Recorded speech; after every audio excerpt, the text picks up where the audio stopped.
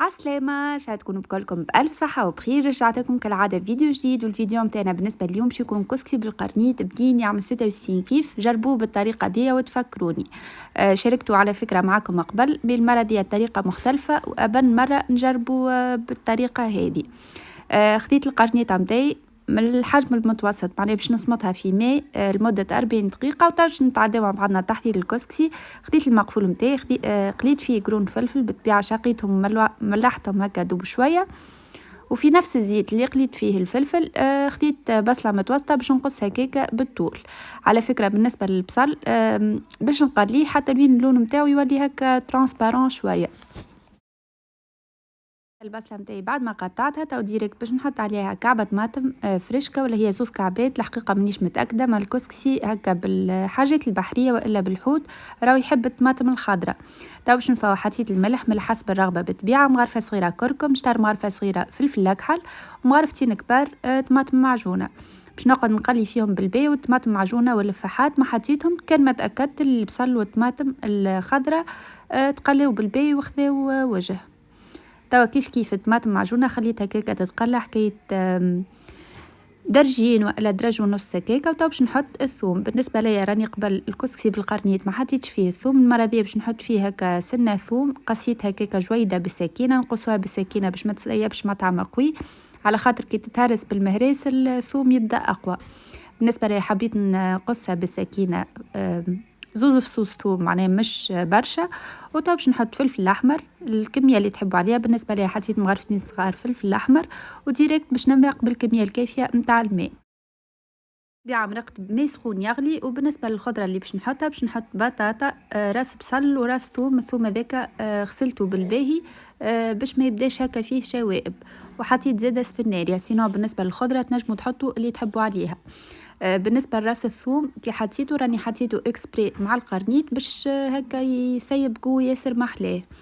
ودي المرقه نتاعنا حضرت، القرنيط زاد حضر، خليته بالضبط 40 دقيقه. تو باش نحطه في الطنجره، وباش نزيد الفلفل الاكحل. وتو ما بقالي كان باش نفور الكسكسي. بالنسبه لي خديت الكسكسي هذاك حاضر جايبته معايا من تونس بالطبيعه، باش نحط الكميه اللي باش ناكلوها معناها. وباش نفوح كالعاده الكسكسي نتاعي بملح فلفل احمر وزيت زيتونه والا اي زيت عادي، وباش نبثبثهم هكا دوب شويه. ومن بعد باش نولي نحط له كاس ماء، وباش نقعد نثري فيه بالباء حتى لين نتاكد اللي كل حبه متاع كسكسي تعبات لي معناها بالماء، نفخت نقصد بالماء. هذايا كيما تشوفوا كاس الماء ساي كملته. باش نقعد نكمل معناها نثري في الكسكسي نتاعي. وهذه الطريقه نتاعي بالنسبه للكسكسي، راني نستحق باش نفورو تفيره برك ويكون حاضر. حاجه اخرى بالنسبه للكسكسي كي تعملوه بالطريقه دي راهو يبذر. خليتك الكسكسي نتاعي هكا شاح حكايه درج حتى لوين الكسكسي حسيته هكا شاح شويه، ما عادش هكا مبلول. تو بقالي كان باش نحطو يفور معناها على الكسكاس حكايه 10 دقائق ماكسيموم 15 دقيقه، والكسكسي يفور ويكون حاضر. وتو تعداو 15 دقيقة. داي الكسكسي نتاعي كيما تشوفوا فيه فور سايي في راحته، الباغ طالع منه. حطيت له رشة باهية فلفل اكحل. بالطبيعة مادام نقولوا كسكسي حطوا له فلفل اكحل وهو يفور راهو يبنوا على الاخر. تو مقالي كي باش نحط له السقا نتاعنا. وعلى فكرة بالنسبة للقرنيط راني والا كسوا كسكسي كمونية اي حاجة معناها باش نعملها بالقرنيط، راه القرنيط من الاول نصمتو في ماء وحده، والماء ذاك ما نستحفظش بيه على خاطر يبدا ياسر قوي والحاجه معناها يفسدها. كما تشوفوا هذايا المرق اللي باش نحطها. والقرنيط نتاعي باش نكمل معناها نقول لكم نحطه معناها من بعد في ربع ساعه الاخرى والا 4 دراج الاخرين نحطه يطيب مع المرق. تو باش نسقي الكسكسي نتاعي بالكميه نتاع المرق اللي يستحقها. تحبوه بالطبيعه نتوما شايح الكسكسي والا ممروق برشا، حاجه هذه تقعد لكم حسب الرغبه. وطبعا قاري كان باش نزينو الكسكسي نتاعنا في التبسي بالطبيعه باش نحط الكسكسي الخضره اللي عملتها معاه. على فكره تنجموا تزيدوا قراع، تنجموا تزيدوا كرنب، تنجموا تزيدوا الخضره اللي تحبوا عليها تحطوها في الكسكسي نتاعكم. وتنجموا تزيدوا زاد لفت ريوس.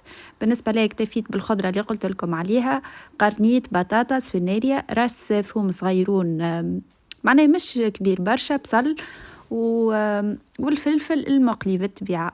هذا الكسكسي نتاعنا بالحق قد ما نقول لكم بنا وشويه. وكما قلت لكم معناه في اول الفيديو ابن مره جربته ومش هذه اخر مره، قلت ربي باش نولي نعملو كان بالطريقه دي ما عادش باش نبدلها بالكل. شاء نكون فدتكم ولو بإفادة بسيطة، وتم قالي باش نقولكم بالسلامة في أمان الله، وإن شاء ملتقانا في وصفات أخرين.